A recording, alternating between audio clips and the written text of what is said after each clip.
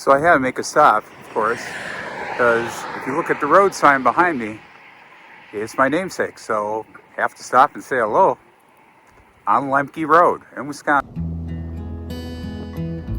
As I traveled Lemke Road, I found it instantly that this is also associated with a wonderful wildlife preserve called the Killsnake Wildlife Preserve. This area is primarily focused on migrating birds. There is many viewing areas along the way, which I pointed out some of them during the trip. There's also a path which unfortunately I did not have time to travel down. I think it leads closer to the river, and you could use a canoe or kayak to get into. This does have marshy areas. Of course, we're catching it in the fall, so a lot of leaves and that are off the tree.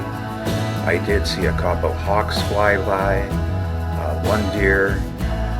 It was a wonderful place to visit, and I think it really inspiring, at least to me, that Lemke Road is associated with the wildlife area. It is so much of my photography I've dedicated throughout my life in relation to wildlife.